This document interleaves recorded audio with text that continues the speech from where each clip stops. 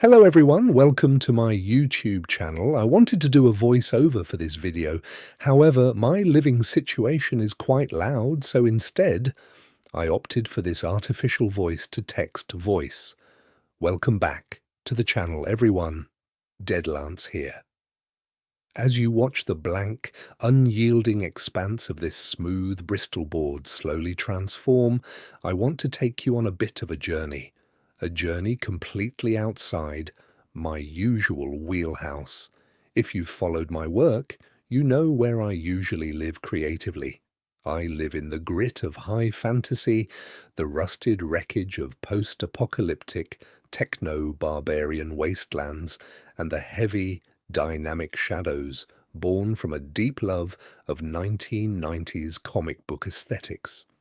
My days are typically filled with designing brutal armor, sprawling capes, or churning out custom tokens for Friday night card games.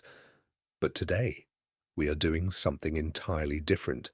Today, I am drawing Hatsune Miku. I'll be entirely honest with you, I have absolutely no real knowledge of who or what Hatsune Miku actually is.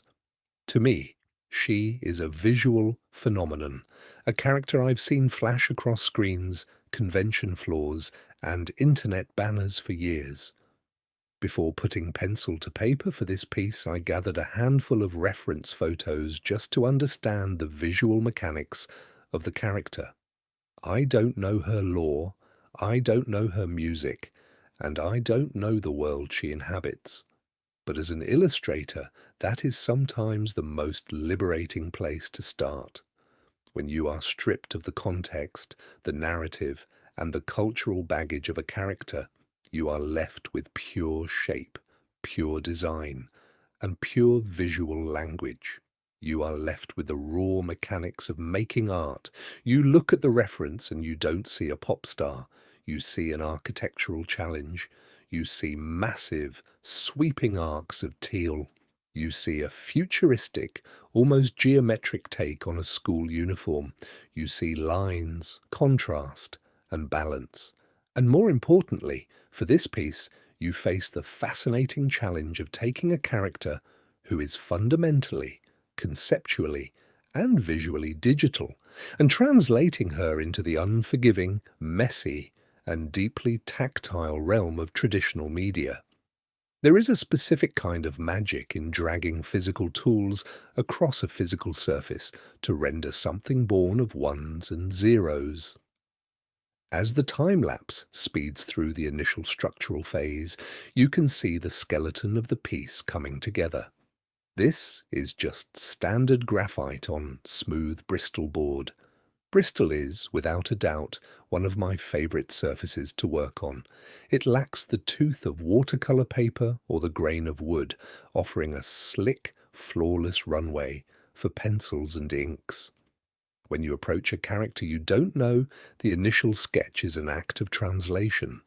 Looking at those reference photos, the most immediate, inescapable element of Hatsune Miku is the hair. Those massive twin tails aren't just a hairstyle, they are compositional framing devices. From a purely structural standpoint, they operate exactly like the sprawling, wind-swept capes of a 90s comic book hero. They provide movement, they create dynamic tension, and they guide the viewer's eye around the canvas. I found myself treating her hair exactly like I would treat a superhero's cape caught in a gale force wind. The graphite allows for a loose, searching line. It's a negotiation with the paper.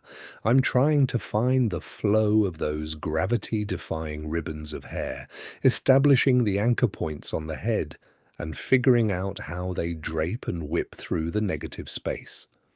The uniform is another study in contrasts. It's sharp, pleated, and highly structured, adorned with what look like equalizers or digital control panels. Translating that sleek, cybernetic aesthetic using the dull analog smudging of a graphite pencil is a fun paradox. You're building the blueprint for a futuristic idol using pulverized rock and wood. This phase is entirely about establishing the weight, the proportions, and the silhouette. If the silhouette doesn't read, no amount of rendering later will save it.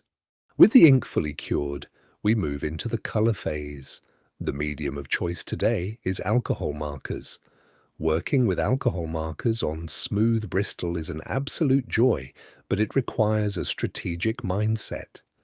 The ink from the markers sits on top of the smooth surface for just a fraction of a second before evaporating, allowing you to blend, push, and pull the pigments before they lock into the paper. The central challenge of this piece, obviously, is the color teal. Looking at the reference photos, Miku's hair isn't just one flat color. It's a glowing, luminous gradient of cyan, teal, aquamarine, and deep sea green. To achieve that without digital blending tools, you have to work fast and layer relentlessly. I start with the lightest cyan, blocking in the massive shapes of the twin tails, intentionally leaving the stark white of the Bristol board untouched, where the harshest light hits. Then, before that first layer dries, I'm coming in with mid-tones, working from the roots and the tips inward. Finally, the darkest teals and cool greys are pushed into the deepest folds of the hair, right up against the heavy black India ink lines we laid down earlier. The contrast between the cool, vibrant teals of her hair and the warm, dark greys of her uniform is where the piece really starts to sing. The markers allow for a smoothness that contrasts beautifully with the harshness of the inked lines. You can see the physical strokes, the slight overlaps where the marker nib passed over the paper multiple times. It's imperfect. It's human. It leaves a tangible record of the artist's hand, a stark departure from the flawless gradients of vector art. We are in the final stretch. The markers have established the volume and the color palette, but the drawing still feels a bit flat. It needs that final push, that spark of life that elevates a drawing from a flat image to a living character. For this, we break out the acrylic paint. I keep a small tube of heavy-body titanium white acrylic specifically for this stage of the process. Using a fine-tipped brush or sometimes just an old beat-up dip pen, I start laying down the absolute brightest highlights. This is where the character truly wakes up. A single opaque dot of white acrylic in the center of the eye suddenly gives her a soul. A sharp, sweeping slash of white across the curve of her headphone or the gloss of her uniform gives the material's texture and reflectivity.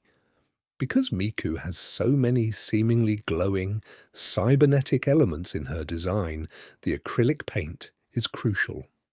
I dab it along the digital interfaces on her sleeves and the futuristic hair clips. Unlike the markers, which soak into the paper, the acrylic sits on top of everything. It's physical. If you were to run your hand over this finished piece of Bristol board, you would feel the slight raised bumps of the dried acrylic paint. It is the final, tactile reminder that this digital icon has been pulled into the physical world. As we peel the tape away from the edges and reveal the final, clean border of the illustration, I find myself looking at this piece with a strange sense of satisfaction.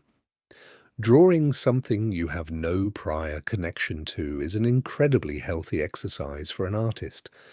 When you are deeply entrenched in your own worlds, writing your own scripts, building your own lore, relying on your familiar bag of visual tricks, it is very easy to stagnate.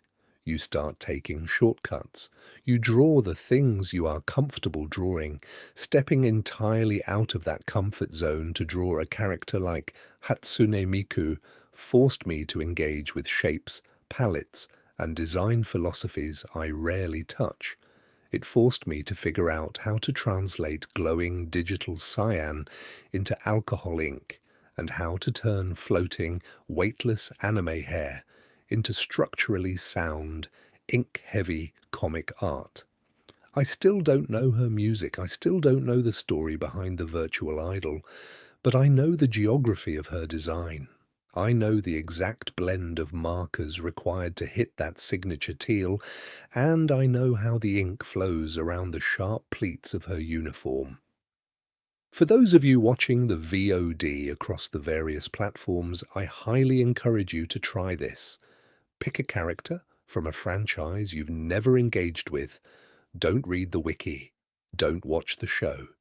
Just pull up 5 reference photos, grab your tools, whether that's Bristol and ink or a tablet and stylus, and just draw what you see.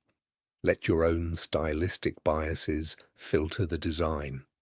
The result won't be a perfect, canonical representation of the character, but it will be something entirely unique. Thank you all for sitting with me through this process. It's always a privilege to share the tactile magic of traditional media with you. Until the next piece, keep drawing, keep experimenting, and don't be afraid to pull the digital world down onto the drawing board. Take care.